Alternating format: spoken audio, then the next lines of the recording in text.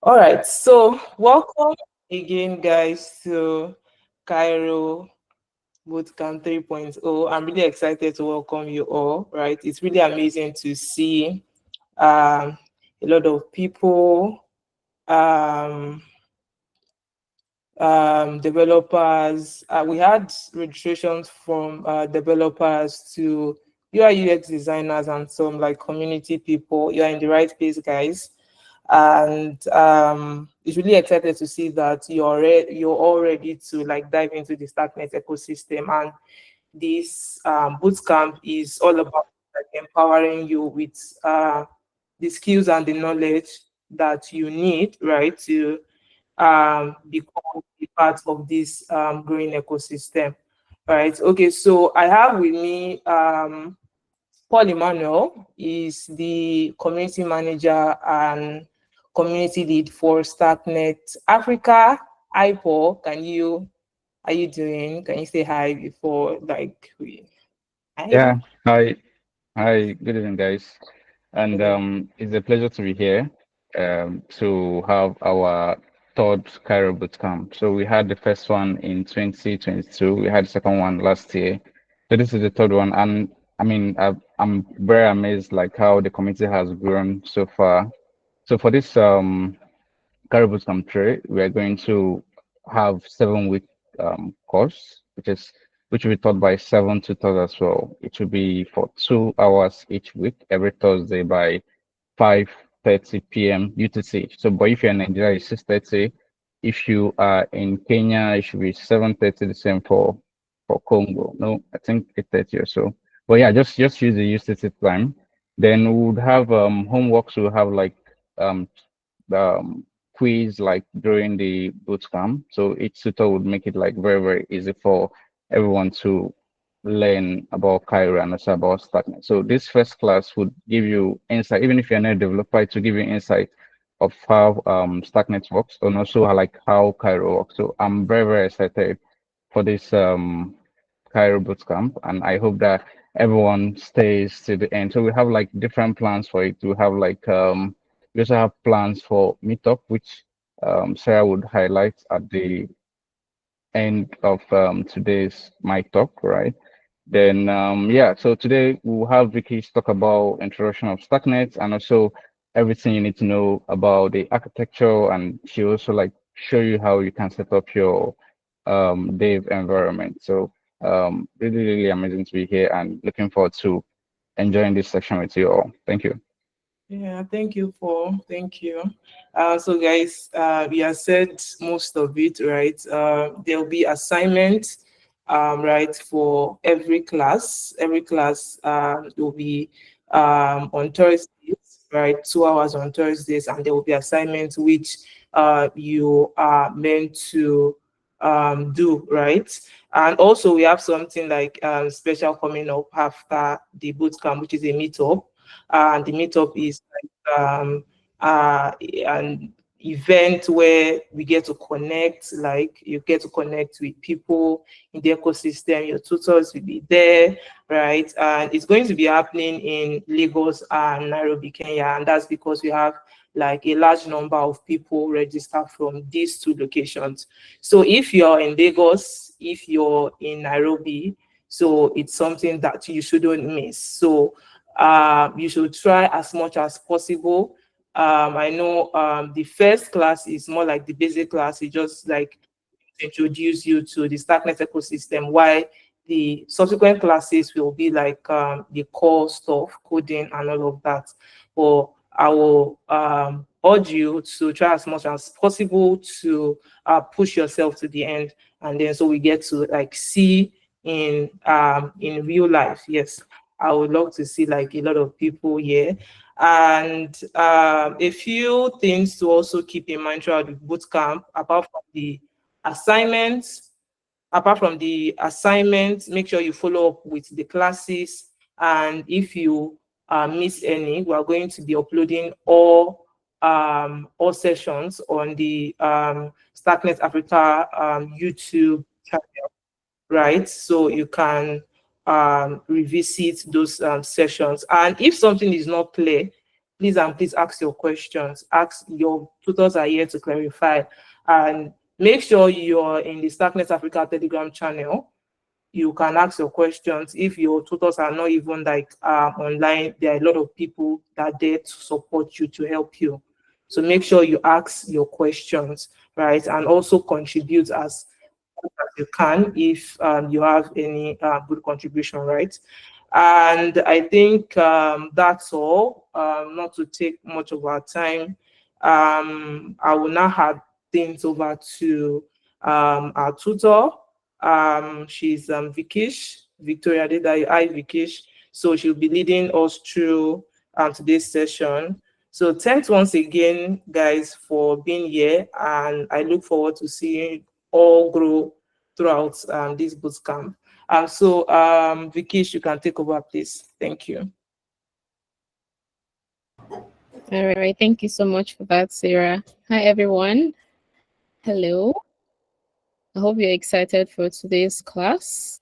My name is Victoria Adedayo, popularly known as Vickish. I am a smart contract developer and a technical writer. And this is my Twitter if you want to connect with me. I'm really looking forward to having a nice time in today's class. So let's just get right on it.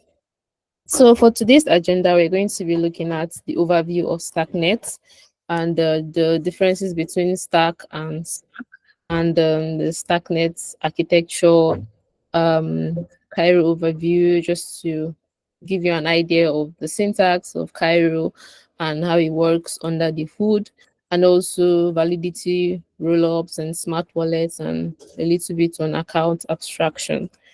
And let's just get right on it. So as the class is going on, if you have questions, Sarah is here to answer your question, and also Paul. So you can drop your questions in the chat box and they're going to respond to it. And I'll be coming to the chats like from time to time to check and see the questions that need attention as well. And yeah, so just to give you an overview on how Starknet started.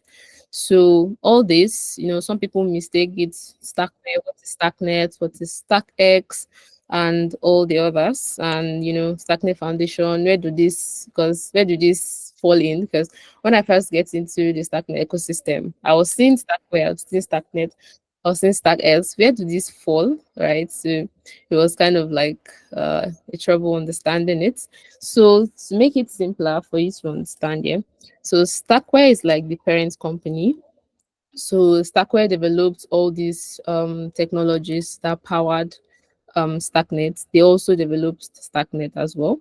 So they developed StarkX. So StarkX was the first technology that they developed using the Stacks Stacks technology, which is StarkX is permissioned. So it's still being used. Like some dApps on Starknet and on the ecosystem still use StarkX. So StarkX has nothing to do with Starknet. So it's a different like L2 Validium on its own, right? So it's permissioned. So that means you don't have access to it anyhow. So for you to have access to it, you need to, let's say, formal agreement between you and the StarkX team and stuff like that. So it's not open to everyone, right? So it's a permissioned blockchain. So and getting into Starknet, which is an L2 rollup, it's permissionless, so anyone can get into the Starknet ecosystem. So Starknet was the biggest innovation and that the Starkware team came up with, which was like what we are all benefiting from today. So they tried other things that didn't work, but StarkX is still being in use, but Starknet was like the biggest technology and the biggest innovation they did, which is an L2 rollup. And we also have Starknet Foundation, which is a non-profit organization. So the Starknet Foundation's job is to educate you on all the nitty-gritty of Starknet, what Starknet is about, and stuff like that, Starkware, Cairo, and the others, right? So yeah. And what is Starknet? Starknet is a permissionless layer 2 scaling solution for Ethereum. So its job is to scale Ethereum. as we all know that, okay, Ethereum has issue with slow transaction time and high gas fee and a lot of other things, right? So Ethereum is congested at the moment, and Starknet's job is to make Ethereum be able to onboard more users into the ecosystem, right? So Starknet's job is to be able to scale Ethereum, make Ethereum better for the users. So it allows developers to create scalable and secure decentralized application, which is also known as a dApp. So while benefiting from the security that Ethereum provides for you, Starknet bundles multiple transactions together off-chain, submits a single transaction, right? Single compressed proof back to the Ethereum mainnet. So they just compress the proof to the Ethereum mainnet. I'm going to be giving you like more details on how this is being done. And Starknet also helps reduce the gas cost in Ethereum. Like the gas cost is very, very, very, very cheap. Like even close to none, right? Close to none. So you won't even notice that your funds is been going. Like it's so amazing, and it's so fast as well. So it just improves your transaction speed, helps you, just helps us to onboard more users into Ethereum. And Starknet is doing this scaling very, very amazing. So it's a layer two. There are a lot of layer twos, but Starknet stands out as one of the best. And Starknet achieves all this using a cryptography called stacks, which we are going to be looking at as well. So um, along your journey in the Starknet ecosystem, you're going to be seeing things like snacks and stacks. So let's just clarify it right now. So snacks means succinct, non-interactive arguments of knowledge. Then stacks means scalable, transparent arguments of knowledge. So these are like, different in a way, right? So they are different in a way. They aim to solve let's say similar problems, right? But different in a way. Just give me a sec.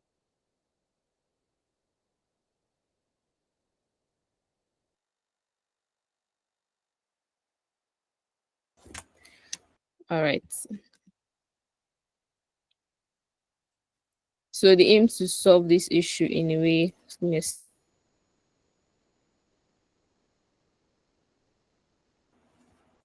Okay. All right. So sorry for that interruption.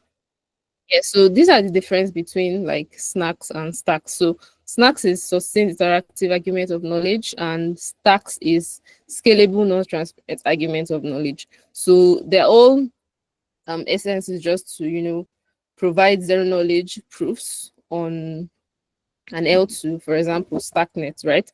So the differences, right, when it comes to transparency, ZK stacks provide like transparent and no trusted setup required. So it's transparent, so you don't need any like trusted setup for that. um Sorry, just give me a sec. Someone is making something and it's kind of like,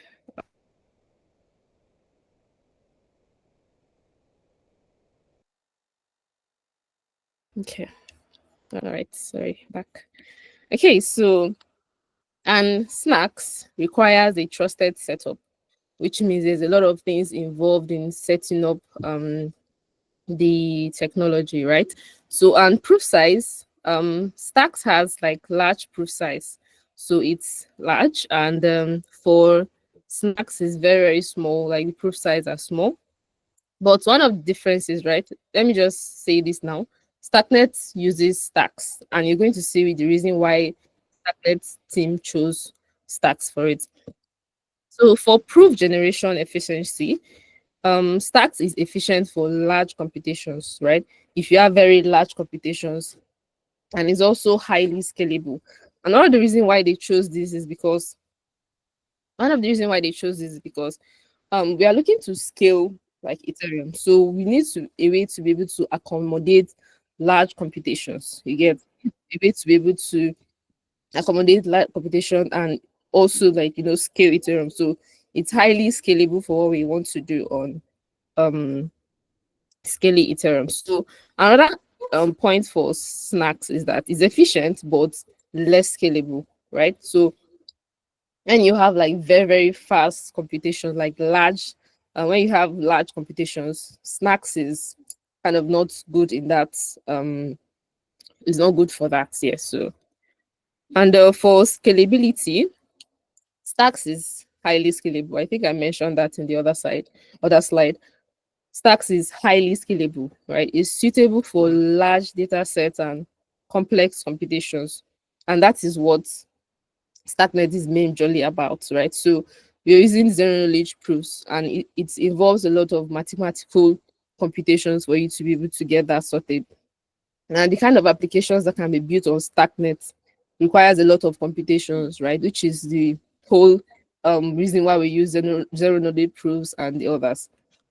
Why for snacks is scalable, but less compared to stacks, right? Stacks has a whole, like, the way they handle scalability is more um welcoming for what Starknet wants to do. So this is the reason why they chose stacks. And for quantum resistance as well, so due to like reliance on hash functions and all that, so it's more reliant resistance to quantum attacks. But for snacks, it's potentially vulnerable to quantum attacks due to elliptic curve cryptography and the others. So the summary of all this I'm saying, right? So both terms refers to specific types of cryptography proofs using zero knowledge protocol, with snacks focusing on succinctness and interactivity, and stacks emphasizing scalability and transparency. And to move further into the scaling problem we have, so let's say a block producer, right? I want to produce a block, and you say, hey, this is the new state of the blockchain, which is 42. Right, just to give you an idea of the scaling problem and how Starknet is approaching it. So validators go ahead, that's to verify and see that, okay, this block is, the state of this block is, is valid. So they're going to execute the transaction all over again. Like each node, each of these boxes represents like each transactions, right? So they're going to execute all this, and on their own computer, on their own nodes, right? Each of these nodes are going to run this transaction all over again. And the way Starknet is going about solving this is, for Starknet, you say, okay, here is the new state and here is the proof. So validators go ahead, and what they do is they don't this transaction is executed once, right? And for the validators to verify that it has happened, in this case, the validators execute the transactions all over again, right? All the validators, all of them, as you see all these boxes, they will execute all the transactions all over again. Let's say you have a lot of transactions, so all these nodes now, they're going to run all these transactions all over again. You can imagine how computational heavy that is, right? And in the case of Starknet, what validators have to do is just to run the proof, and you see the proof is just a little tiny bit compared to, let's say, if they want to execute like the whole transaction. So what happens is that the transaction is executed once, right? Executed once. When you make a transaction on Starknet, is executed once, then all the validators, what they just need to do is verify that, okay, this happened, right? Just give them a proof. Here is a proof, verify this proof, instead of all the validators going ahead and running all the transactions again, right? It doesn't make sense. So this is the approach Starknet is going about, making Ethereum fast and reducing the gas costs. Very amazing, right? And just to give you more details on how this works, right? So the sequencer executes the transaction, and this big box here. This is how much the transaction is, right? The blue inside the box. This is how large the transaction is. And for the validator, the verification is just a tiny bit, right? Just log X, which is not actually much. Just verify, very, very tiny. And to give you a graph representation, right? So this blue line here is what the sequencer does to execute the transaction. And this is what the validators have to do to verify. So you can see it's not much compared to what you do when you want to execute. So you just imagine like this is what in terms of Ethereum, this is what happens. But Starknet helps to, make this easier and make the execution like faster. So that's what happens, and that's the approach. If you have questions, you can drop it in the chat and I'll attend to it. So just a summary of Starknet, right? Just the overview. So Starknet is an optimized zero knowledge tech. ZK also stands for zero knowledge, right? Computing power is very, very high. Computes any transaction that you give to it. As I see, most of these big tech companies, when they know that what they want to do for their company is it requires a lot of computing power, they go to Starknet, right? And the gas fee is very low. Just imagine you have a lot of computing power and your gas fee is very low. Amazing. So you can see all these games coming on Starknet because to build a game requires a lot of computing power. But all thanks to Starknet, is very cheap, right? Gas fee, very cheap. And it is also secured by stacks. And what I mentioned about Stack is that it accepts a lot of computations, right? It's very accommodating when it comes to huge computations, and also secured by Ethereum, which is awesome when it comes to security and all. Also, it has a very powerful programming language, which is Cairo. We're going to be going into that, and it's been battle tested for 2 years, which is awesome. So it's not an L2 that just came into and say, oh, come and test for us. It has been battle tested for 2 years before they launched. So pretty amazing. And withdrawal access to L1 is in 10 hours. Not like very fast, not other ones that they tell you, okay, wait for 7 days, wait for a month and all that. So when you withdraw your assets to L1, 10 hours, very fast. So L1, I mean Ethereum. So just to clarify that. Okay, let me check the chat, see if there's questions. Oh, I need to be fast. Okay.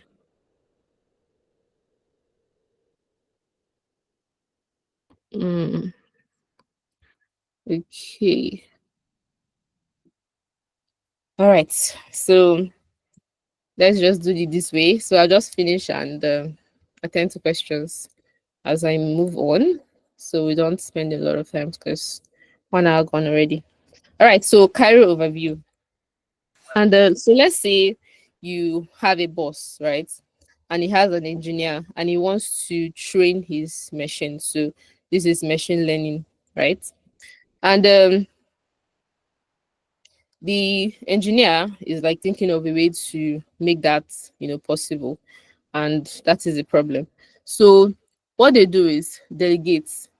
So they delegate it to company A, which is the developer, delegates it to company B, right?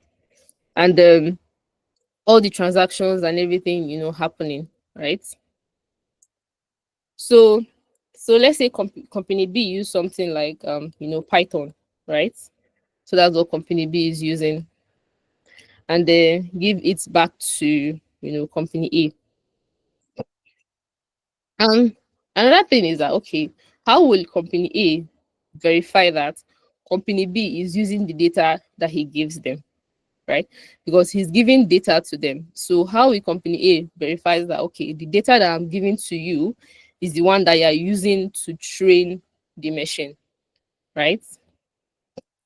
And a cure to that is to use a no knowledge proof. So he verifies that, okay, it's very easy to do that. So he just verifies that, okay, company A verifies that, okay, what I'm giving you is what you're using to train like my data. So he's giving him a proof. So he just executes the proof and to make sure that, okay, the data I'm giving company B is the data that company B is using to, train the machine. So you see, gives him a proof and that. So it just like trustless verification, right? So company A gives company B the data, and they execute it, so, and gives him a proof. So they gives him the machine that has been trained and also a proof that he can verify. You get, gives him a proof that he can verify, and that means trustless verification. What you just do is I give you my data, you verify it, and so that's just to give you an example of how zero knowledge proof works. I don't need to know that, I don't need to be sure that okay, this person used the data that I gave him to do this thing. What you just need to do is do it, send my data plus a proof that I can use to verify that this happens, right? And a technology that I mentioned that is used to verify is stacks, which Starknet uses. So you see, it verifies and question mark, good. Sorry, check mark, good. All right, so Cairo features, right? Cairo enables verifiable computations. So it gives you a computation that you can verify. And it runs on top of the Cairo VM, which is also known as the Cairo virtual machine. And syntax is also inspired by Rust. So if you write Rust, you are very lucky because it won't be hard for you to get on. When I started learning Cairo, I didn't really have a good understanding of Rust. What I had understanding of is Solidity, and actually helped me a lot, right? Because Solidity is also a smart contract programming language for EVM compatible chains, right? But for Cairo, if you have a knowledge of Solidity, right, you can easily come into Cairo very easy, no ish. So similar to like ownership models and stuff like that. So similar ownership models and strongly typed traits like macros and all the others that you have in Rust, and it can also be used outside Starknet. So Cairo is not bound to Starknet. You can use Cairo in any other ZK L2, right? Any ZK ecosystem, or any ecosystem that requires a verifiable computation. That's just it. And you don't really need to know ZK for you to write Cairo, right? You don't need to know ZK. If you have an idea of smart contracts and you want to write Cairo, you're good, right? So no really deep knowledge of ZK required. And just to give you an idea of the syntax of Cairo. So for Cairo, you have a struct, right? You have the struct. You have uint 64, uint 256, and uint 8 and stuff like that. So this U stands for uint. So these are like custom data types. Struct is a custom data type, and you can see all the variables and the scalar types, U, and the others, right? You have uints and the others. We're going to go into deep into it next week. So just to give you an idea. And we also have traits. So traits is also in Rust, and also similar to interface in Solidity. So you can see shape. The name of this trait is shape geometry. You can see the functions, and you can see self, right? And you can see functional blueprints, and the signature, the method signature, and all that. So this is like a trait. So you want to implement this. So implementing this here, right? So what we are implementing is the shape geometry. So this is like the syntax and how you start writing Cairo. So this is a function here. So you're implementing this function, this trait. So this trait just gives you like a blueprint, right? So just like a structure on how your implementation is going to be. So you can see here we're implementing it, stuff like that. Okay, so here you have meta programming. So these are called this is when you want to implement, like when you want to implement a contract. What you just do is Starknet contract. This is like the bare bone of a contract. Where you want to start writing a contract in Cairo. So you say Starknet and you put in the contract. So this is a module, right? So this is a module here.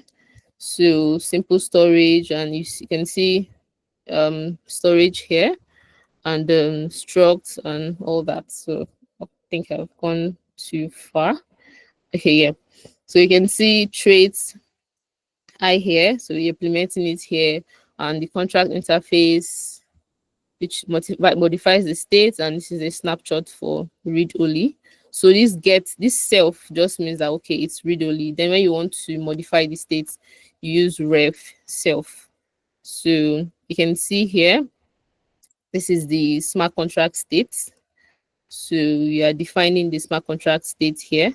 So, and when you want to change it in your code, in your implementation, you do self dot, you do function set, then ref self, you do it here. So this is when you want to like write to the storage. So this is the storage here that you're writing to, and if you want to read from your storage, what you just do itself. So the Cairo syntax is not it's not really like complicated to understand.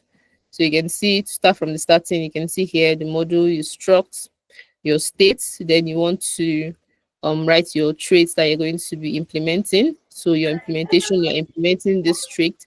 This trait just gives you like a structure. So you can implement it here. If you want to change the states, use ref. If you want to read from the states, use self. So you can see the syntax here.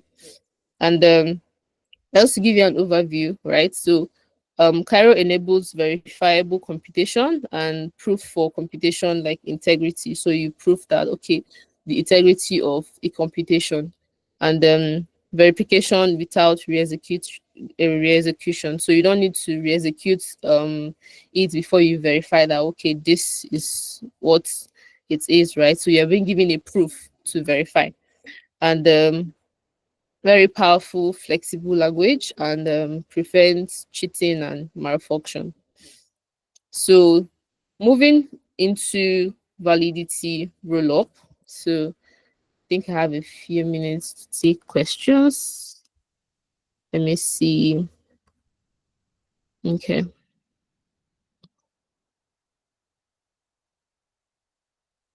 Okay. Okay, so okay, how did Starknet minimize gas fee? Okay, Jetro is asking, how did Starknet minimize gas fee in practical terms, aside from building a lot of transaction, okay, bundling a lot of transactions with ZK proof? Okay, so to explain this in simple terms, right? So Ethereum, the reason why gas fee is expensive in Ethereum is because of the computations, right? Because of the computations and how compressed like the network is. So it's to compress it. So for Starknet, the gas fee is cheap because of we are using proofs, right? So we are just executing a little so we are just verifying a little part of a computation. So you're not doing like so much in terms of Ethereum when Ethereum executes like everything at a time. So when you want to execute a transaction on Ethereum, right? What you do is you evoke your transaction, right? And then it gets stored in the mempool, and it takes a lot of time for the validators to say, okay, let me pick this transaction. Takes a lot of time, computation power for like the validators to say, okay, this transaction gets on, and how all the powerful computations that is involved in Ethereum. So it's a lot of work, right? It's a lot of work when it comes to the computations and the node runners and stuff like that. But in the case of Starknet, right? So what Starknet does is they execute the node validators, right? What they do is the proof. So once the transaction is being executed, once you've executed the transaction, what they just need to do is proof, right? Very small amount. So that small amount of computation that they are running doesn't really require that much like gas fee. So what you just need to do is send a proof, and that's just all.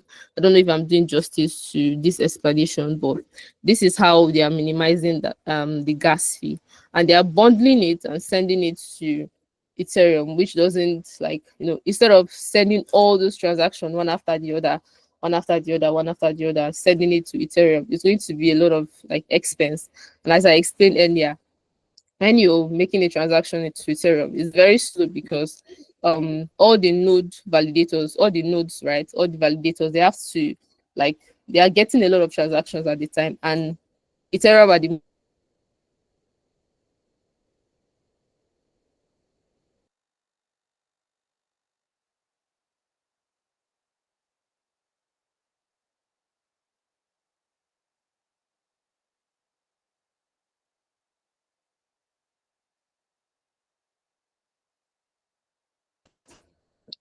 the transaction that we are receiving recently. Just confirm if you can hear me. I think I lost my network a bit. Right, so the network is congested, right? So it's not big enough to accommodate all the adoptions that we are receiving currently on Ethereum. So that is the reason why we are bundling all the transactions. So just bundle them, then we send them at once instead of them going one after the other, congesting the network. So what Starknet is doing is that you're just bundling it, like, bundle like one, and what you just need to do is a proof, like, you're not re-executing it. All the node validators on Starknet don't need to re-execute all the transaction all over again. What they're just doing is, okay, here's a proof, verify, and that's all. Compared to Ethereum, where all of them have to run all the transaction all over again to verify that, okay, this transaction was successful. In Starknet, what the validators do is a proof.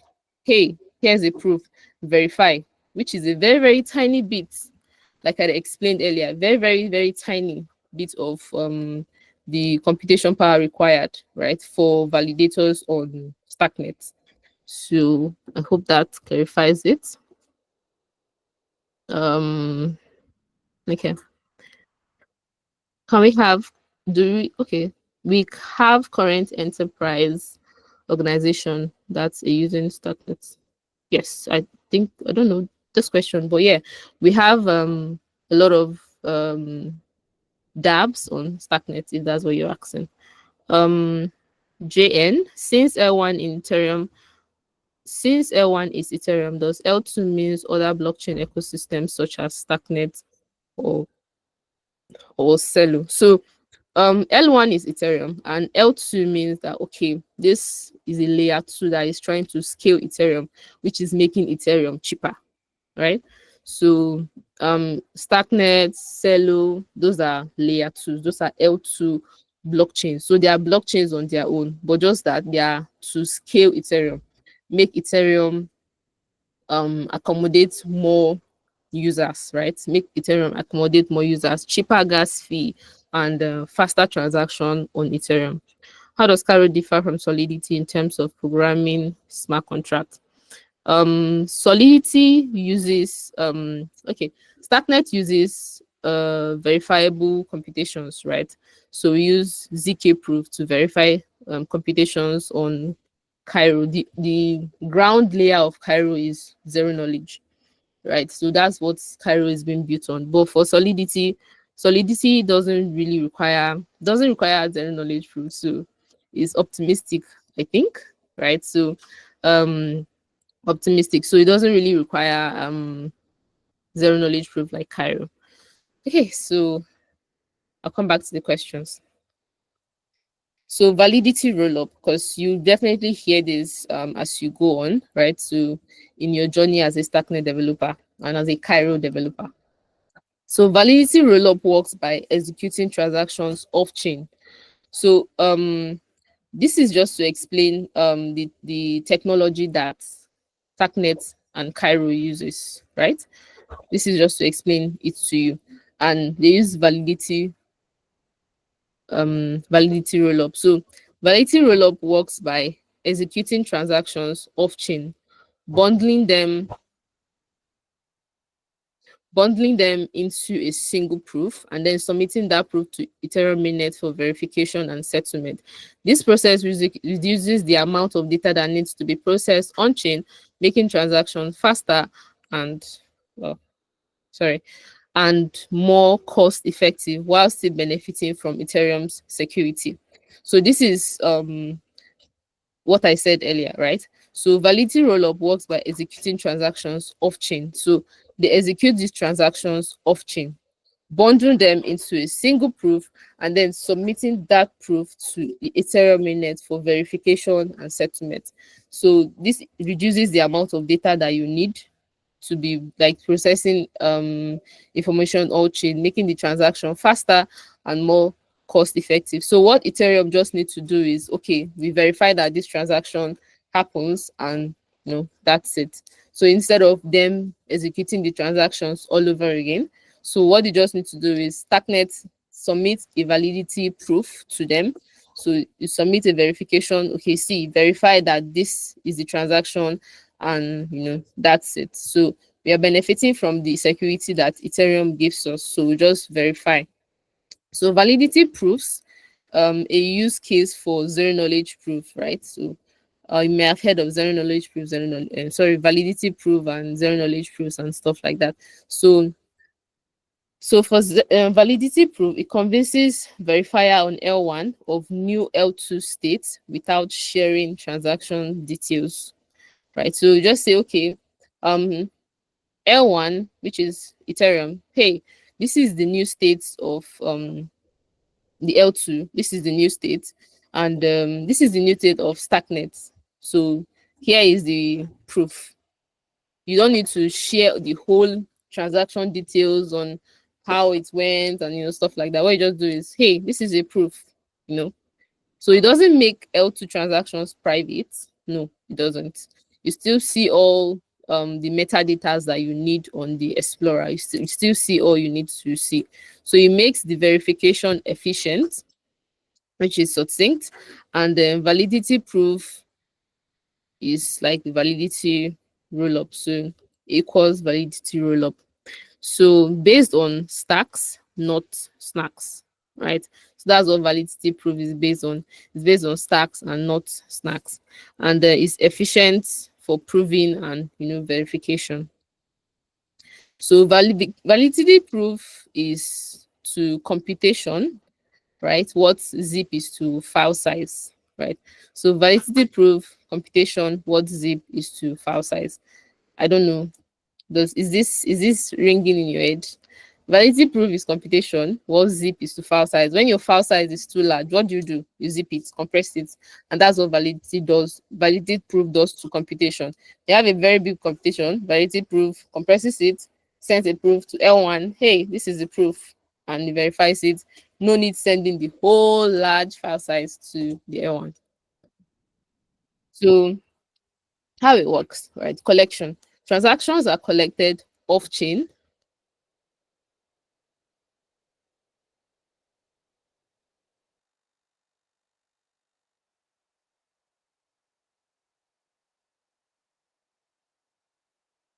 Is bundling all the transactions. Proving. A stack proof is generated to verify the correctness of all these transactions. So a stack proof is generated to verify that all the transactions that you made are correct. So submission, the package along with the proof is submitted to Ethereum. And the Ethereum verifies the proof, effectively validating all transactions at once. So let's say you're a teacher grading exams, right? So without a roll-up, you will check every single answer on every single exam, like Ethereum processes its transactions. You would have a trusted assistant to grade all the exams and gives you a detailed proof of the results. That is if you are using a validity roll-up. So you would have a trusted assistant instead of checking every single answer on every single exam.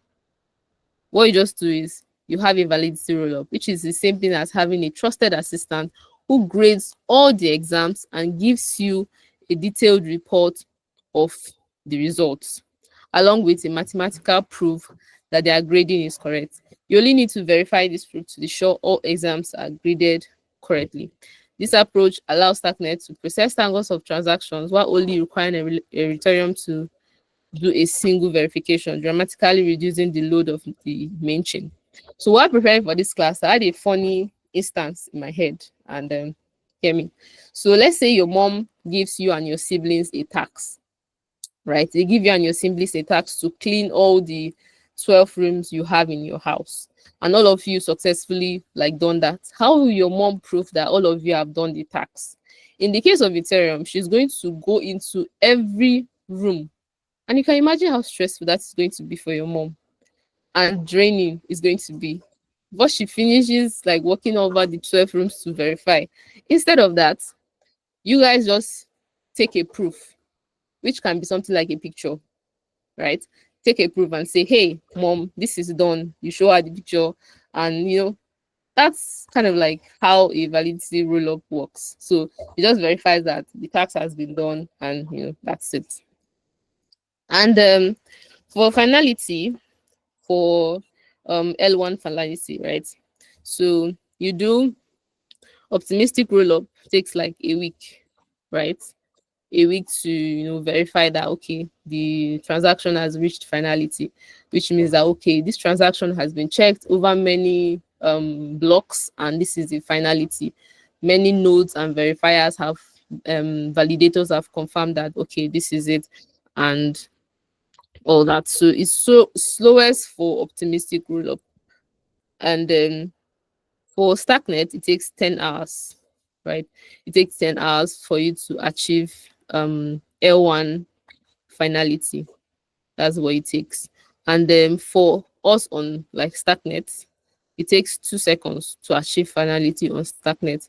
But for you to achieve finality on the Ethereum L1, it takes 10 hours, which for optimistic rollups, it takes 1 week, which is a lot. But Starknet is fastest. Yay. Okay, smart wallet, right? And that's what Starknet uses. Starknet uses smart wallet. It's a wallet that allows you to sign transactions with touch ID or face ID. Like, let's say, picture a scenario where if you want to access your wallet, right, all you just need to do is your touch ID or your face ID.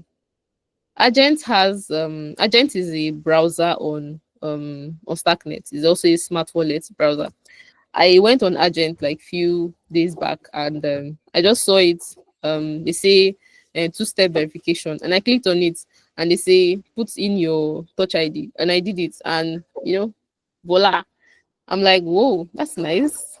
So it's been what the Argent team has been working on, but no, Bravos, sorry, Bravos. It was Bravos for me, right? It was Bravos for me. Argent is also working on the same thing. So these two wallets are also working on the same thing, but my experience with Bravos, I just impute my touch ID and that's it. I'm like, wow, it's what the team has been working on for a while now, and it's been achieved. So it's a wallet that allows you to sign transactions with Face ID or your Touch ID, and it executes multiple computation in a single transaction. So let's say on your normal Ethereum, for those that are used to transactions on Ethereums or any other L2, right? What you do is, well, let's say you want to approve a certain dApp to use your wallet, right? Or your funds, right? You want to approve. Let's say you want to do a transfer, or you want to call a transfer from function for those like that are used to transfer from in Solidity. For those that are used to smart contracts, yeah. So you want to do a transfer from, what you just do is you have to approve, right? And you have to transfer and all the approving and all what you just do is it bundles all these executes all these multiple operations in a single transaction. So no need to be able to approve, to add the address, give them permission, and all those things that you do, right? You just do it all at once, like fast. And on Starknet, every wallet is a smart wallet. Really amazing. And there's no EOAs, right? There's no EOAs in the sense that every account on Starknet, the address that is being given to you on Starknet, every address is a smart wallet. So there are no EOAs, and it's built using account abstraction. And you can see the wallets here, Argent and Bravos. Take note of the names of these wallets, Argent and Bravos. I'm not going to say more than that. Okay, account abstraction. Don't even have a few more minutes. Okay. Just checking if there are questions I can just quickly check. Okay. Okay, let's just go ahead. So account abstraction, right? Decoupling of, the signer and the account. That's what account abstraction is. So they are decoupling the signer and the account. And in this essence, right, the signer is the device that signs your transaction. Let's say your phone or like your wallet, right? So, and it's identified using the private key, that is your private key, which is hashed and stored somewhere in, clipped somewhere like in um your system, right? Let's say your computer or something is being hashed and stored, right? So it signs transaction for you, which is your signer, which is the device that you use in signing. Then the account in this case now is a smart contract on Starknet, right?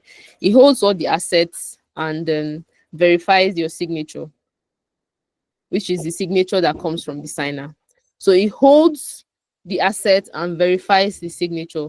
It also executes transactions using multi-core, right? When you want to execute transactions using multi-core, every account is a smart contract deployed that only performs transactions that the signer approved. So it only performs the transactions that the signer would approve. So I really want you to get this very well, because this is what you're going to be using to execute transactions on Starknet, right? And because the account is a smart contract, right, you have much more advanced logic that you can use, because you are using because the account on Starknet is a smart contract. For those that understand smart contracts, smart contract gives you a flexibility, right? Gives you a flexibility that you can use to execute and perform a lot of transactions. Unlike, let's say, when your account is not a smart contract, you can perform let's say signature verification and execution and all of the whole advanced logic that you can use to, when in the case of when it's not a smart contract. And because of that, that is the reason why you can see smart wallets can use your Face ID, your Touch ID, your get the hash of your, because the way they did it, right, when I imputed my Touch ID, they took like a hash of, I don't know how they did it, but anyway, my Touch ID was like hashed and sent to the smart contract, which is my account, and a lot of things were able to like take place in making sure that they verify that, okay, this Touch ID is coming from the signer, which is going to be signing these transactions and the others. Okay, so moving on. Just give me a sec. Okay. All right, so this is account abstraction in practice. So you, the signer, which is also a wallet, right? And you have the account contract on Starknet, which is your account, right? Your account is like your wallet address, yeah, on Starknet. So you have like this is the trait, and I've showed you an example of a trait. So this is going to be implemented in your smart wallet. So you can see here you have the execute function, you have the validate function, and you have the is valid function. This will just check if the signature is valid, right? So it executes and it validates. And this is possible because of the snip 6 that we have in Starknet. Snip is the same thing as EIPs in Ethereum. EIP, Ethereum Improvement Protocol. Sorry, yeah, that's it. Then for Starknet, you have snip. Then you can see how it works is the signer signs it, sends the transactions to Starknet. This is it.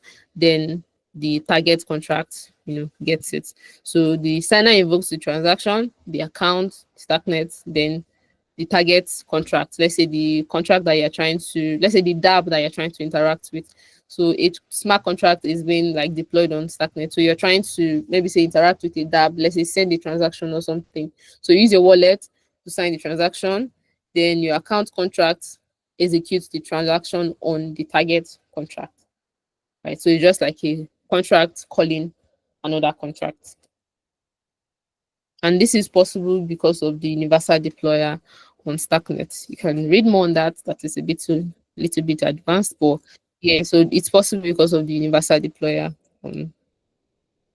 Okay, so signature verification, programmable logic on the account. So these are the things that you can do on the account, and that's why I say it gives you this flexibility that you don't. Someone is unmuted.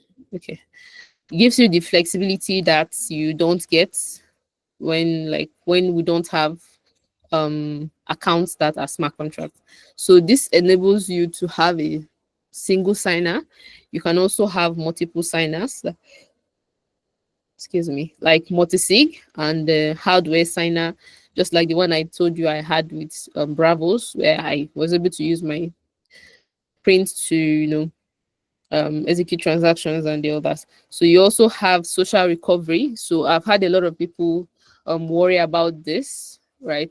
These are all still in the works, and some of them are possible already. You can check them out when you download the Argent or Bravos wallet.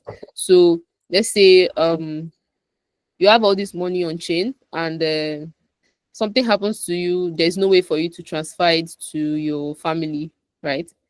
Let's say God forbid something happens, but yeah, it just gives you a social recovery option. Let's say you want to make your family the signers to your account, right? Instead of saying God forbid something happens and it's gone, right? So but in this case, your family has access to your funds, and in case of emergency and stuff like that. So you also have what they call session keys, right? It's also possible, and it's supported by elliptic curve, like the stack elliptic curve, the Ethereum elliptic curve, and also the standard elliptic curve. And summary of smart wallet. So better UX than regular wallet. So gives you better UX than your regular wallet. And multi-call is possible, hardware signer, social recovery, session keys is also possible by account abstraction, right? And then decoupling the signer from the account, right? Account abstraction is going to be taught in the later classes, or you can do more research on your own to really grab the concept. So, and the account is a smart contract with specific interfaces, right? So account, smart contracts, same thing. Don't forget. On Starknet, every wallet is a smart wallet. No EOS. No EOS. Okay, exercise. Install Bravos or Argent wallet extension. Create an account on Mainnet. Share your wallet address in the chat box, and the first 5 address gets 10 Stark tokens. Do that, and let's see those that successfully get it. And then we're going to check that the address was created recently, not but yeah, first 5 address get 10 Stark. So let's talk about the architecture of Starknet, right? The architecture of Starknet. We have Cairo, which is a provable programming language, and the syntax is similar to Rust. It compiles to Sierra, which is a safe intermediate representation, right? So your Cairo contract compiles down to Sierra, which also compiles down to safe Kazim, which generates a validity proof. And the failed transactions are included in blocks. Sequencer always compensated, and then no DOS vector when you have DOS attacks and the others. I think I can take a pause and answer some questions.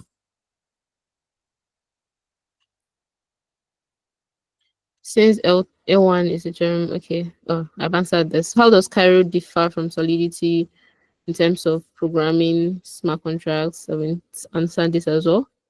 How many transactions do they receive in a day? So you can check it in the Explorer to see how many transactions are being received in a day. Let me see if I can just bring that up. Give me a sec.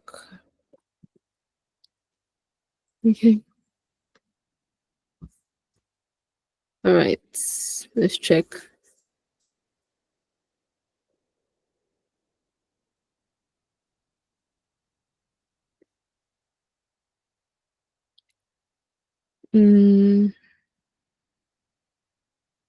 Okay. I don't think it's. Oh, let me share this tab instead. I hope you can see this tab. All right. So this is the Voyager tab that is for Starknet. So you can see mainnet, you can see Sepolia. So you can see here, you can see all the blocks that we have currently, and you can see all the transactions currently. But I don't think there's a way to know how many transactions in a day, but you can just see like the whole details that you're looking for, and the average transaction fee. You can see how very, very, very low that is, not even up to $0.50. Like how much is even 0.063? This is just like the average. Sometimes it's not even up to that. And you can see transactions a minute ago, few seconds ago, and transactions are happening a lot, like on the mainnet. So it's not measurable. Okay. My second question is, okay, Jetro is actually, my second question is, from the basic syntax structure, does Cairo define state variables or just struct and functions to read or write?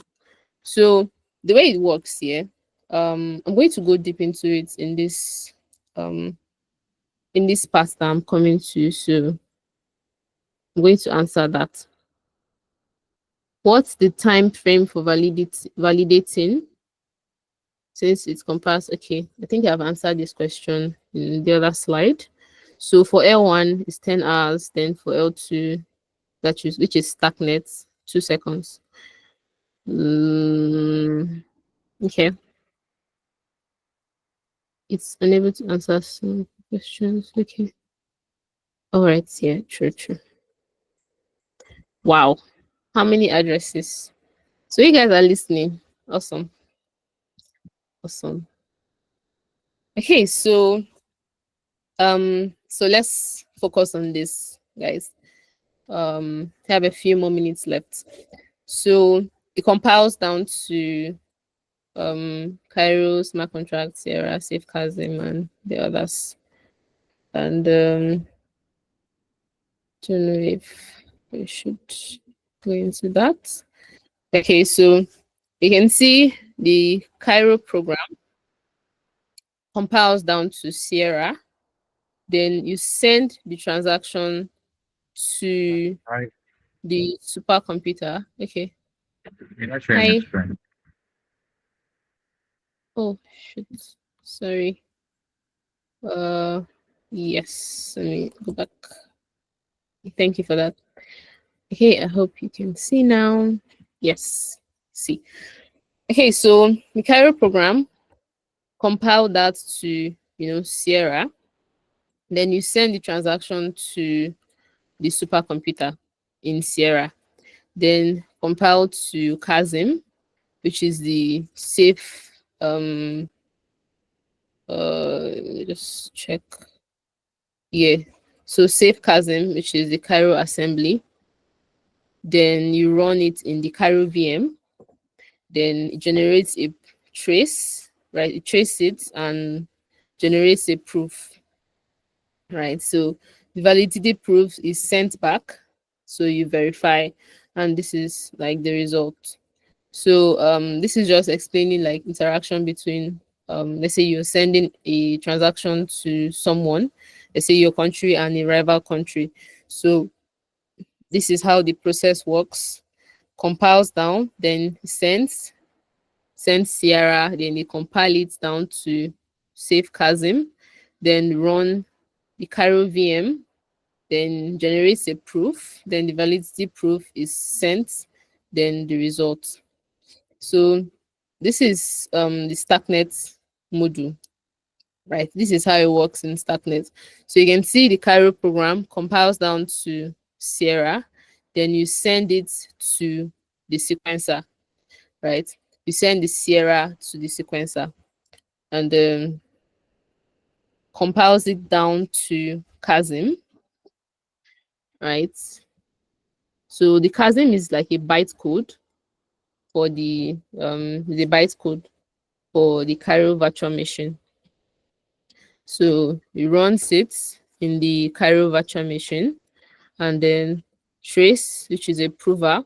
So sharp is also known as the shared prover.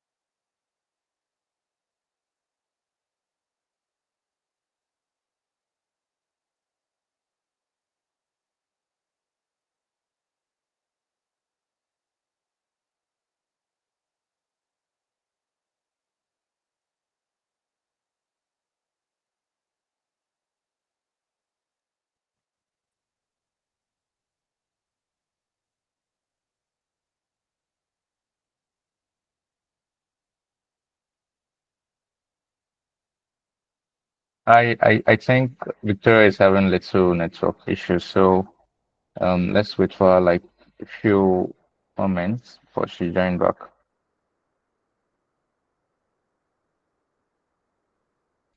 Yeah, but before then, if you have any questions, you can always like drop them in the chat. So basically, we have received a lot of addresses in the chat box, and that's pretty much like fast from you guys, which is cool. But if you have any questions, you can just drop them in the chat box before she gets back to continue the class and attend to them. Sorry about that, guys. Sorry for that little interruption. Okay. I don't know if you guys get this part, so let me do it again. So this is the Cairo program. It compiles down to Sierra, and then you send it to the Starknet sequencer.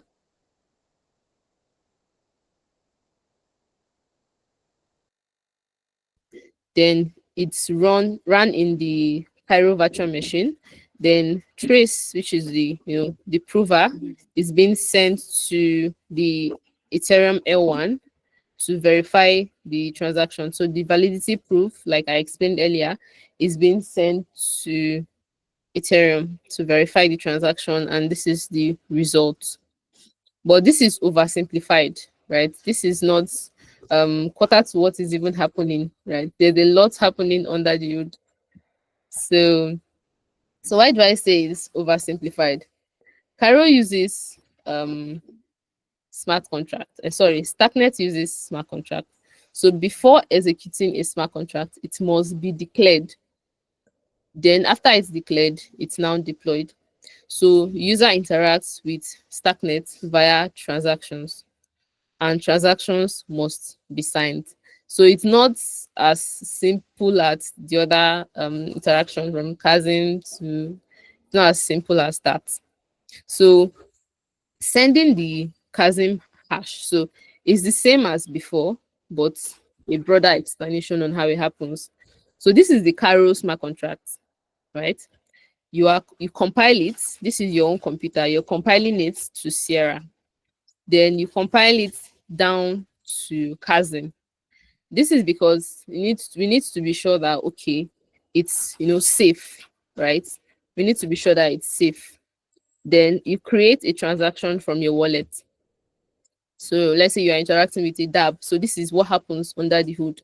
So you create a transactions with your wallet, and then you declare the transaction.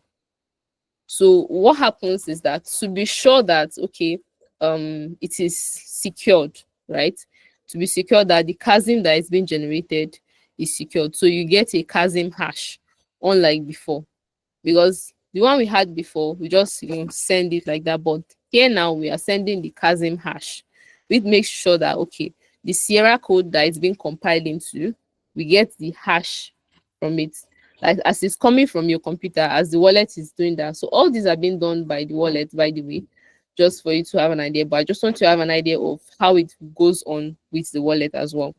So you create the transaction from your wallet, then you declare the transaction. This is the Sierra code accompanied by the Kazim hash being sent to Starknet in the sequencer. So it's being sent to the meme pool, which is all where all the transactions that you are sending is being sent to. So all the transactions that you are running in your wallet is being sent to the meme pool inside the sequencer.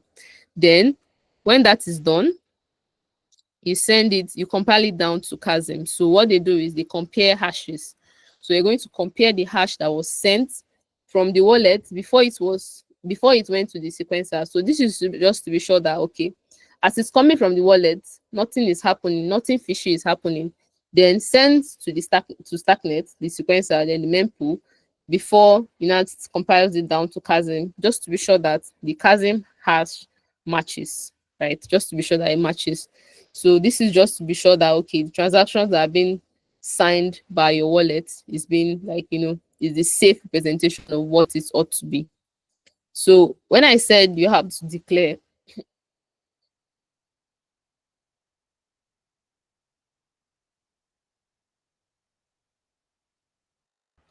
okay, sorry about that. Okay, so when I mentioned earlier that you have to declare before you deploy, so that's just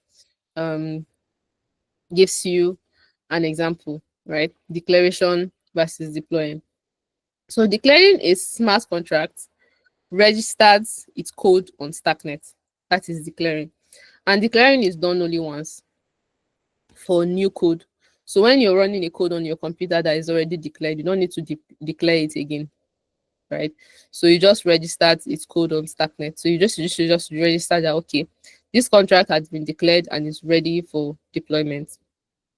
Then what happens next is a declared smart contract is known as a contract class. So you have a contract class when you deploy. Sorry, when you declare, When you declare, you have a contract class. And a contract class is ID'd by its class hash. So do not confuse this, right? You have a contract class, then you also have a class hash. So this is what you use to ID a contract class. Immediately, just to say this again, you have a smart contract, let's say it's to do smart contract or something, you declare it, register its code on Starknet, it gives you a contract class, which is ID'd by a class hash. Then contract classes are pure code, no storage, right? So just pure code. And then contract instances can be derived from a contract class, just like in OOP programming languages, right? So you can see contract instance can be derived from a class hash. So you can have all these contract instances, right? This is the constructor that is called constructor of the contract class. So you can have all these instances of the contract. So a contract instance has storage, right? So note that difference. So a contract instance has storage, and the contract instance is ID'd by its address. So this is when you are deploying. So you can see it's ID'd by the address that it's being given. So it's also, let's also talk about evoking a smart contract. So this is your laptop, your wallet. So you invoke a transaction, the smart contract address, then you have the function selector, then you have the function arguments. Okay, so you invoke a transaction, right? So you have the smart contract address, you have the function selector, you have the function argument. So this is the Starknet sequencer.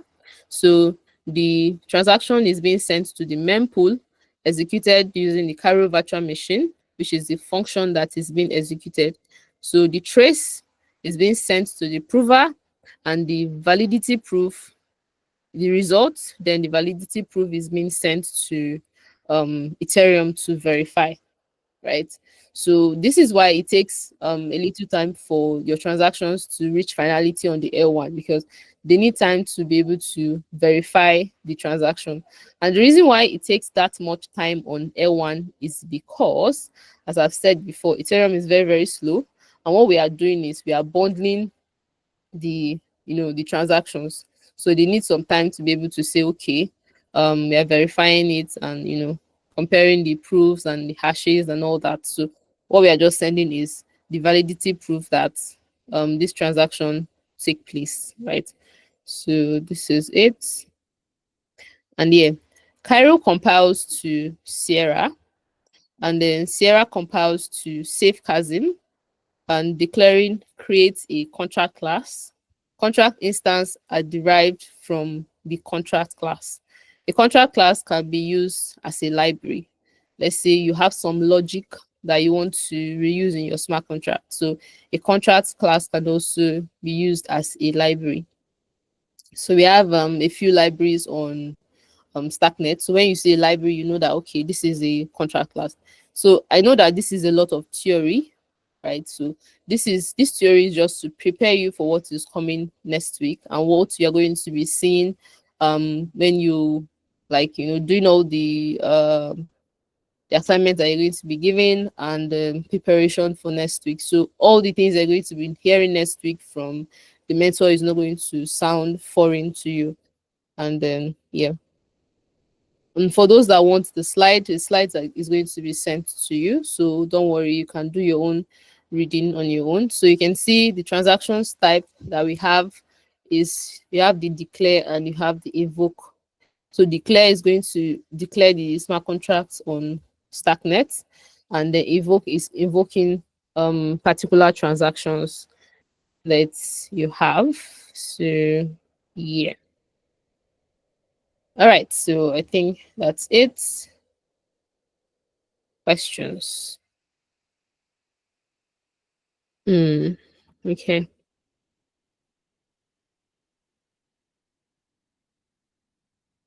Questions. Okay, go ahead. Moses. Oh, thank you very much, Victoria. Mine is not a question, actually. I just want to ask something. At the beginning, I already sent a message on the chat. I don't know if it is possible for me to still get the mail that was sent initially, that was sent out in preparation for this. Okay. I think Paul or Sarah should answer that. Yeah, just send your email to the chat, then I'll take it up. Thank you. I'm sending it now. Okay, so any other questions? We have a few more minutes. And yeah, I think if you have any information to pass, Paul or Sarah, you can do that. But the assignment is going to be sent to you guys. So one of the assignments is going for you to be able to um set up your development environment. So you have your wallet right now. So what you need to do is install Scarb, right? So you install Scarb on your PC and Starknet Foundry. So you're going to be needing that for the next class. So if you have it already, it's going to make that class easier for you. So you have Scarb installed. Let me think I can open this. Just give me a sec. Okay. All right. So you can install Scarb here. And yeah. Oh, let me share this tab instead. Yes. So you can install Scarb using this command, or you can decide to go to the main Scarb docs. Anyone that is comfortable for you, you can decide to go there. So you can install Scarb here as well. using this installation and here, so you can do all your installation here. All your installation here, so you can install it.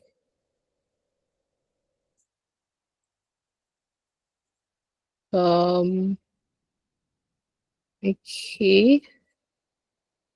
All right. So you can find all the things you need here. So let me check for Starknet Foundry. So what you just need to do is search for it on your browser. You can find it. Starknet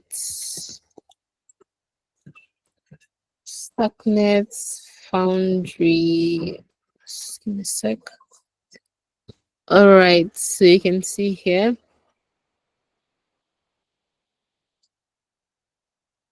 Oh, this is the GitHub. All right, so you can use this to install. Installation, yes. So you can install Starknet Foundry from here. So if you don't have Scarb, you can still install Scarb from here and all the other things that you're going to be needing for your development environment. And yeah, I think that's pretty much it. I think that's, just give me a sec. Let me share this tab. For those that aren't able to install the wallet, so you can find it here. Download Argent. So you just use, I'm using Chrome, so I just click on Chrome. And you have it here. So what you just need to do is add to Chrome, and it's going to be added for you. You can add the Chrome extension and add your all the things that it needs for the setup, and that's it. So you can find here, welcome to Argent, and all the other things you're going to need for Bravos. So I'm just doing this for those that were able to do that earlier. So you can see here, download Bravos, click on Chrome, pretty straightforward, then add to Chrome. Same way, then you do all the things that they tell you to do and follow all the steps and you'll be good. Okay, so any more questions?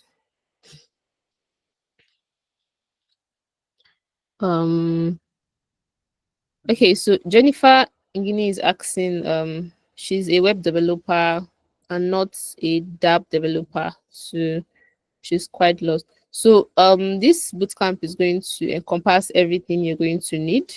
If you don't write smart contracts, you're going to need to have an idea, right? So it's not really only for that dApp developers. Let's say you were writing smart contracts or something, but the front end class is going to be coming up. So the front end is just for you to show, for us to show front end developers how they can also interact with smart contracts. But I also do front end, right? So I also have also do front end. So one thing I tell front end developers that want to come build on Web3 is that you still need to have an idea on how smart contract works, right? Even if you don't write smart contracts on a daily basis, you still need to understand what the smart contract developer is giving to you. So it helps a lot, right? It helps a lot. If a particular functionality you're trying to implement in your dApp is not working as you expect, what you just need to do is reach out to the smart contract developer. Hey, I noticed this is not doing the, and then when you guys are discussing, you're talking, you understand and you speak the same language. So it's important as well. So I would advise you to stick true. Okay, let me send the link. I would advise you to stick through the process, right? And you're going to see that you need it at the end of the day. So it's not just only for those that write smart contracts. And even if you don't go into it deeply, it gives you an idea of the Starknet ecosystem and how you can be involved, right? So let me just send all the links that I gave out.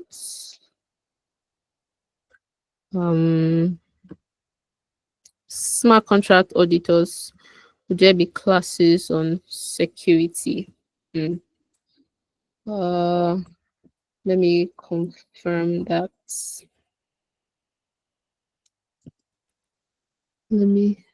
Okay.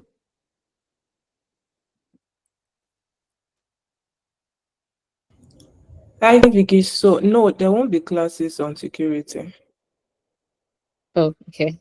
So there you have your answer.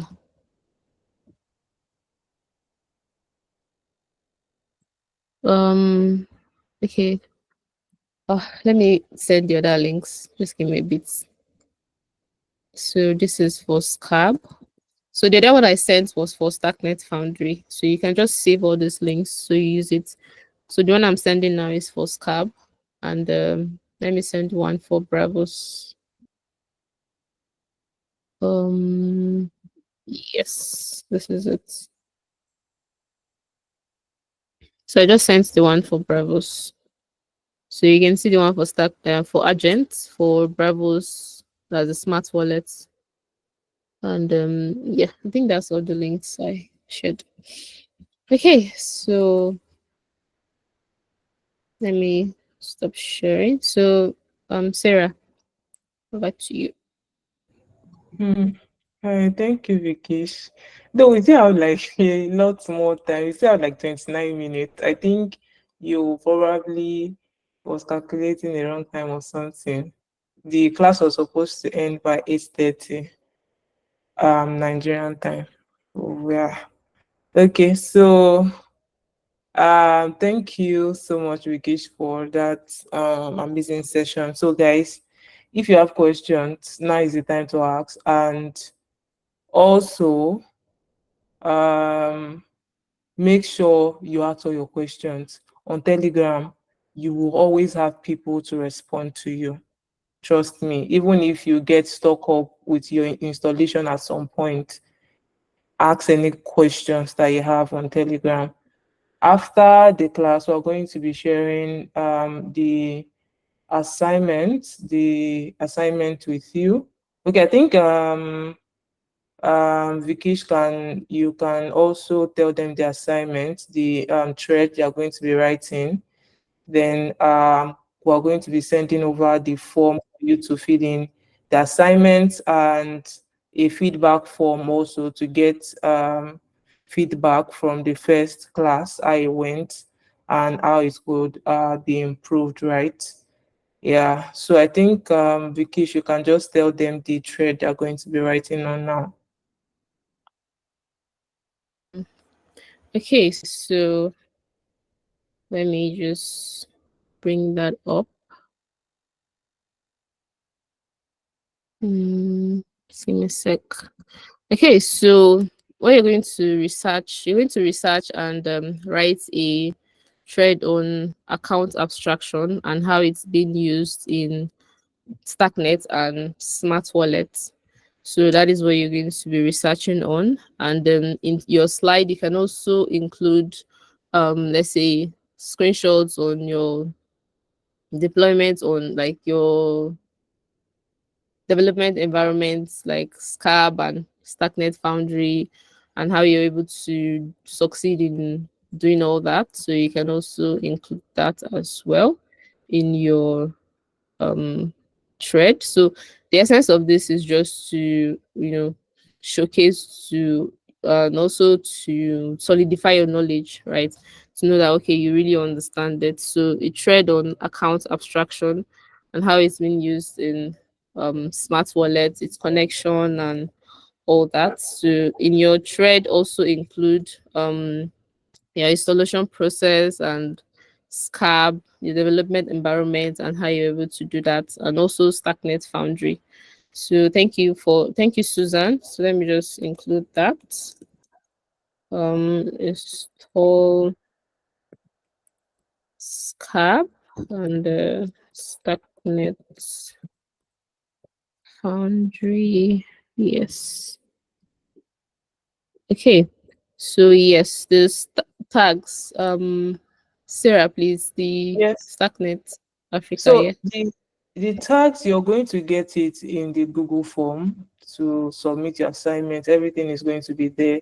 including the description for the assignment, what you are meant to upload, and all of that. But for context sake, you're going to be tagging Starknet African and Starknet. So that's basically it. Yeah. So the username is at Starknet Africa, yeah? Yes.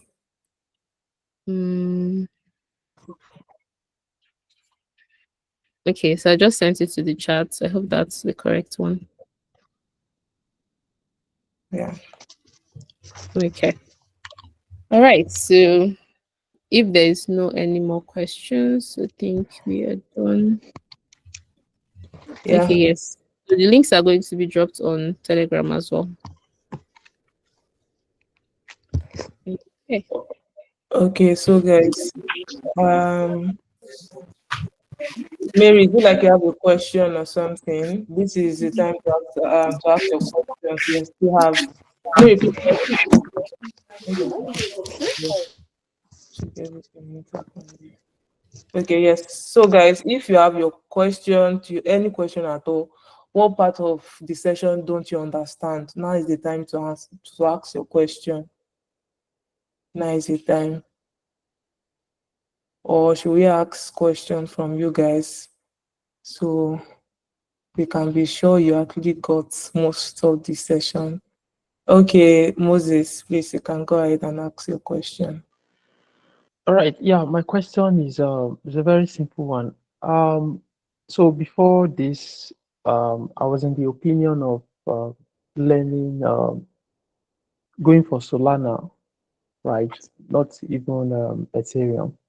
So I just want to give me like an advice. What do you think? Is it that Cairo is better than Rust? Like, what's your advice? Should I just go ahead with this and forget about Solana or so? Yes. Okay, so you're in first off, you're in a Starknet, will I call it a Starknet focused community. I'm not going to like shield it for you to go to Solana, but whatever, right? Okay. I don't know if you mentioned if you were a Solidity developer before now. I'm not sure if I got that. Yeah, I'm transitioning into a Web3. I'm not a oh, full you're Web3. coming from I'm a Yeah, I'm coming from okay. Web2. Yes. Okay, the thing is, most of the time, before I came into the Starknet ecosystem, right, I was a Solidity developer, which means that I was more familiar with the Ethereum EVM compatible chains, right? Now that you are coming into the Starknet ecosystem, Cairo is basically inspired by Rust. So any like its syntax, most of its syntax is gotten from Rust. So Okay. sorry. Okay, so now it's just easier for you if you had known Rust before now. It will be easier for you to pick up like Cairo to understand it very well. But even if you don't know Rust, that is why we are here, right? I didn't know Ross before I got here, right? And I'm going to be your mentor for the next class, right? So whatever choice is you choose is, I think, should be what work best for you. And I would just like advise you just to like stick with this, right? This is Okay. a very, very great ecosystem. You have all the support that you need, sorry, in the Starknet ecosystem. So why you have this opportunity, why go elsewhere? So I think with my little pep talk, I'm able to convince and not confuse you to stay in the Starknet Yeah. ecosystem. Thank you. Thank you. Thank you. You're welcome. So guys, Yeah. any questions related? Okay, you want to add something, Vickish? Yeah. So I understand his dilemma, because before I came into the Starknet ecosystem as well, I dabbled a little in the Solana ecosystem, right? And yeah, because at that time I wasn't really good with Rust, so it was a bit of a learning curve for me, right? So I just said, okay, since this Cairo is similar to Solidity and everybody is saying, oh, Cairo is same syntax as Solidity, not really same syntax, but it's still smart contract, so it's kind of like the same thing, just the syntax is different and it's not that hard to learn. So I went like into it. So one thing I would want you to understand, right? So depends on the ecosystem that you're in. But for me, Starknet is one of the most welcoming, right? Doesn't matter if you're a developer, doesn't matter if you're a writer, like it's a welcoming environment. And I'll mention when it comes to like open source, right? Because I started learning Cairo from contributing to open source projects. I didn't even write like smart contracts on my own. Yeah, I write a bit of smart contracts, like Cairo smart contract, but I started really, really getting into Cairo from open source contributions. My first open source contribution on Starknet was front end. I think I changed, like, I say, was it a button or a format, right? I just changed something in the front end. I'm like, oh, so I can actually use my front end skill in the Starknet ecosystem. And I got about $50 from that contribution. I'm like, oh wow, that's amazing. So that's kind of like, jogged my enthusiasm. So, oh my god, that's so amazing.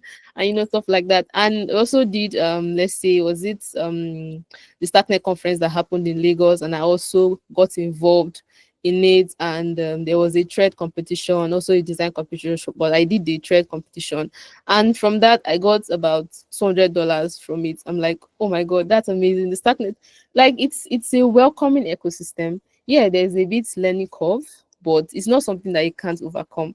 And the reason why I say that is because of the support that's available. Like, everybody in the Starknet ecosystem is ready to help and support you. Any issue you're having, let's say development and all that, on Twitter, on all the contribution channels and everything, like open source contributions. Even if you're not doing anything, even if you don't have a full-time job, you will not be hungry. So that's one thing I like with this Starknet ecosystem. It's very welcoming. No matter your skill, just come on board. But that's what I feel. That's my personal experience. So it depends on you for you to decide which is best for you. Thank you That's also. Thanks so much. Yeah. Yeah, welcome. Okay, so any more questions?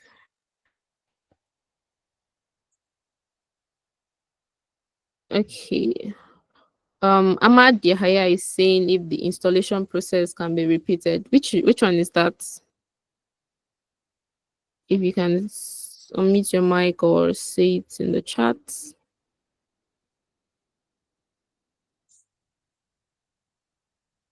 So I know which to repeat. So is it that of the smart wallet or the Scarb? So I know.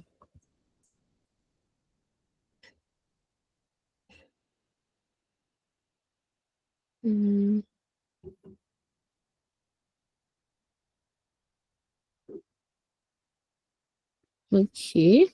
We're still waiting on him. Okay. Yes, the recording will be shared. So Ahmed Yahaya, so which installation process are you talking about? Okay.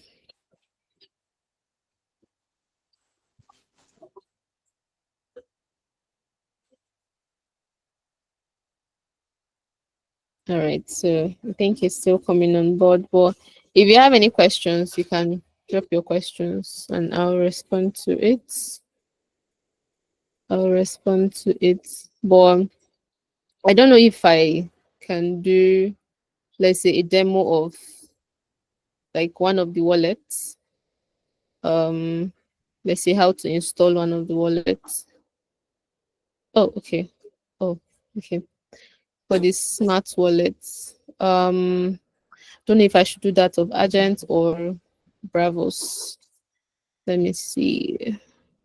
Okay. All right. So let me just share my screen. Let me know if you can see it.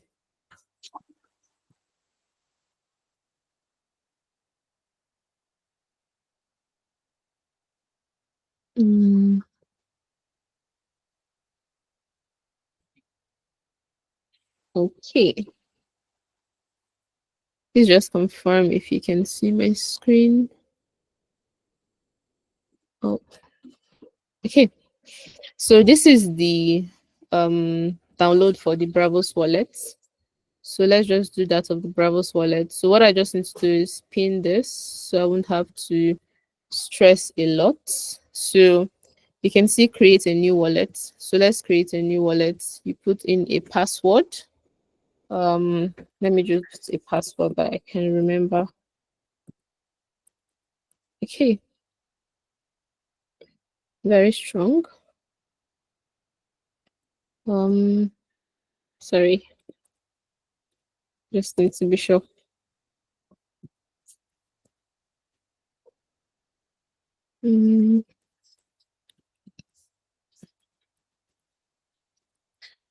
Okay, this is this one.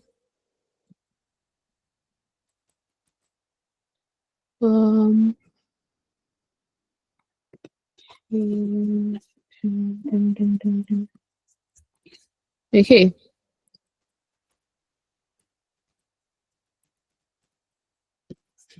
All right, so let's use this. Then your secret recovery key, you can copy it and save it somewhere very safe. Then you confirm that you have saved it. So your secret recovery phrase is what you can use to access your wallet, right? It's very important for you to note that, right? So you can use that to, oh, yeah, where was I? Okay, so let me come back. Okay, so you can use this to access your wallet. So you save it now. This is the only way you can recover your wallet. If you delete Bravos from this app, or if you want, if your device gets stolen or lost, right? So this is how you can recover it. So let me just save it somewhere. Just give me a sec. Okay, saved. Okay. I can't actually see the wallet on my screen. Is it just me? Okay. Wait. Let me. I think you will need to share your full screen to capture the pop-up extension. I know, right? I'm coming.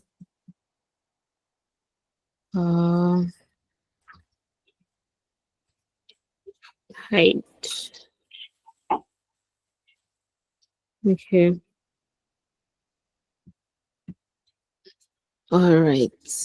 I hope it shows now. Okay. So this is it. I input my password. So I've copied my phrase already. So when you copy it, and then this is the only way you can recover your Bravos app if you delete it or something happens, right? So if you delete it from this computer, this is the only way you can access it. Let me move from here. It seems like the infinity window is affecting it. Yeah, I hope this is better.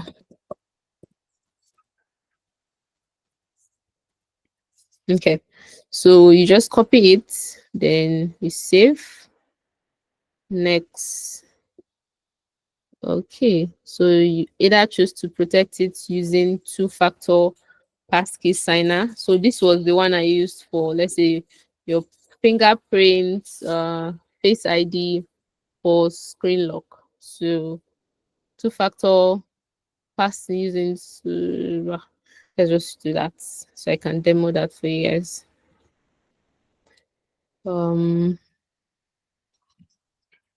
What happened?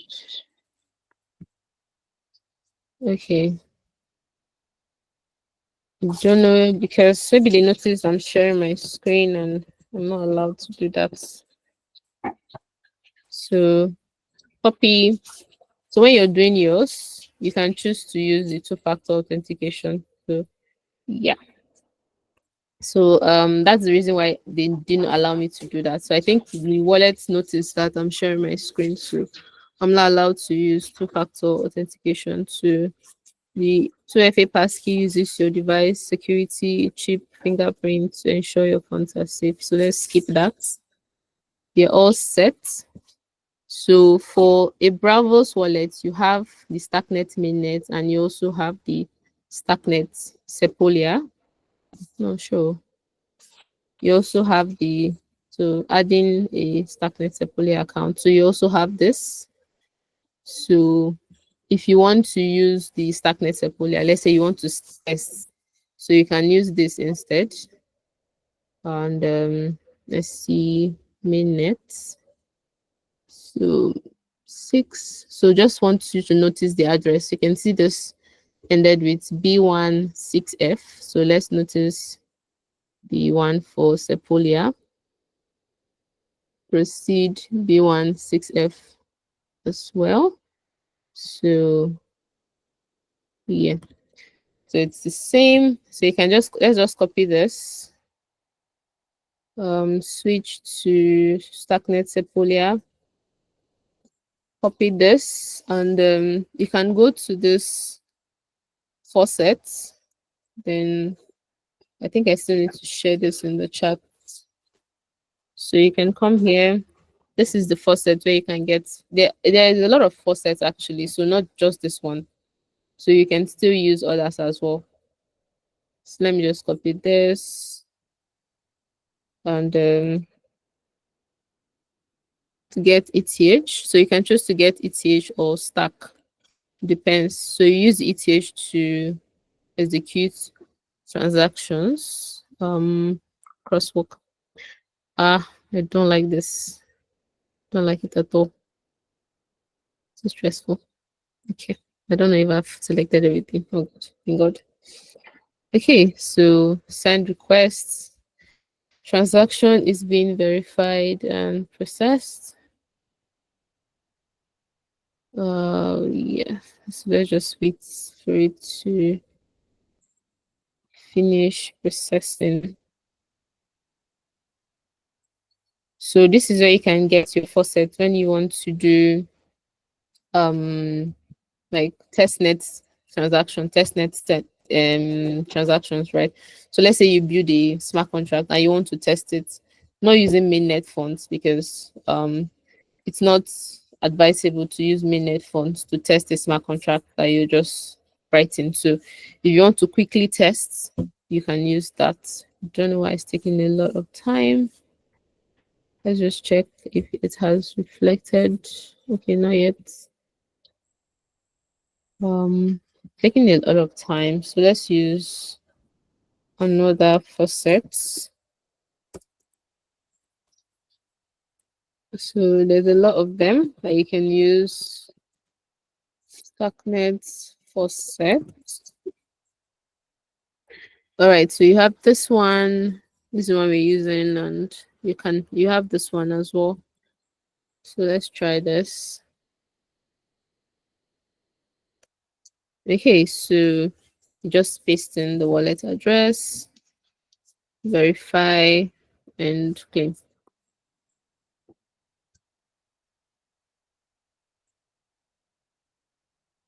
So let's see if it has reflected. Okay, your daily. Okay, so let's check. Let's check if we've gotten it. So you can just copy the transaction hash, or just click on that icon to take you to Voyager or StackScan. Sorry. So this is another explorer. So there are two explorers on Starknet. You have StackScan and you have Voyager. So you can use any of those two. I used Voyager the other time. So this is Voyager, and you can also choose to use StackScan. So you can see the transaction was successful, and yes, so accepted on L2 very fast. As I said, 2 seconds. And this is the okay, so you can see it was successful from this to my address. This is the address I created. So you can see 0.025 ETH. Just to check if it okay, yeah, we've gotten it. Hi. Okay, so we should be rounding up. right now. Okay. Okay. So this is it. I've gotten it on my Bravos. So, and as I said the other time, right? So this is just give me a sec. All right. So this is what I was saying earlier. So this is the account. So let's just check it. Where is it? Okay, so copy it, paste it here. So you can see it cannot be found because it's not been deployed, right? It's not been deployed on chain. So that's why you can see not deployed here. So just want to show you that it's not been deployed. So you need to be able to deploy it on the Starknet ecosystem, like the way I explained earlier, right? So you need to deploy it on Starknet. So you can see pay for gas fee and all that. So this is the gas fee, almost close to nothing. So this is a one-time deployment. So this is what I explained earlier. Every smart contract on Starknet, every account on Starknet is a smart contract, right? Every account on Starknet is a smart contract. So just deploy, and I'm going to show you the transaction. So deploy request sent. We should stop. Okay. Actually like this new feature on Bravos. That's the one for verification, the one for two-factor authentication. Very demure. So let's just wait for the transaction to occur. Let's see, activities, account deployed, transaction ID. Okay, so let's just wait a bit. So this is the function that we called, which is the deploy account. So deploying an account on the blockchain. All right, so that went through. So you can see the constructor, right? So public key. So you can see the name, the type, and the value. So you can see I'm looking for actually somewhere here. But anyway, so this is it. And then the stack tokens, just looking for, don't know, I can't find it, but anyway, the account has been deployed. So you can see the account has been deployed, and you can see the amount of gas that was consumed. So let's just click on this. Okay. All right, so come here, and then just to verify that the account has been deployed. So you can see it's no longer telling us that, okay, the account has not been deployed. So you can see that it has been deployed already. So this is how I like to set up. And when someone asks you to send your wallet address, you just click here and you send the mainnet wallet address. So that's the mainnet address. So then this is the Starknet. So this is the same thing for Bravos, but for Argent, it's an entirely different wallet address. So Argent is for entirely different wallet address. So you have to be careful that you don't send someone a Starknet wallet address. But for Bravos, it's the same thing. So C 05B20. So for mainnet, also 05B20. So that's for Bravos. But for Argent, different wallet address on Starknet, for on Sepolia and also on mainnet. So we have to be careful just to put that out there. And yeah. Any other questions? I think done. So any other questions? All right. Thank you. Thank you so much, Vickish, for the amazing presentation. Thank you so much for taking your time to explain this concept to the participants. So guys, thank you so much for attending the first session. We have come to the end of the session. Don't forget, if you have any question at all, make sure you post them on the Starknet Africa channel. All right, recordings will be shared after the classes. Assignment form will be shared after the classes, and the all the procedures you need to take, the assignment description, the documentations, link to documentations you need will be provided to you. And also feedback form will also be shared for you to give us feedback about the first session so we can improve on subsequent classes, right? And also, please, you have 1 week, you have 1 whole week to go through all these things that was discussed. If you do not understand, please research. This is just like 2 hours. You can't get everything in 2 hours. So it's very important that you do your own personal research for you to like really understand all of these concepts, right? Okay, so Vickish, you have something to add. Vickish, your aunt. Yes. Yeah, just want to ginger them up that another OD hack is coming up. So if you have learned enough from the training, you can apply for an issue on OD hack. So you can check out what OD hack is. So make sure that you pay attention to the classes. Very important. OD hack, another version is coming up. And when I spoke about the first open source contribution I did, it was on OD hack. So if you have learned a lot from the training, you can ask for an issue on OD hacks and you can get also rewarded for that. So yeah. Okay, so thank you for that addition. Yeah, the link will be dropped.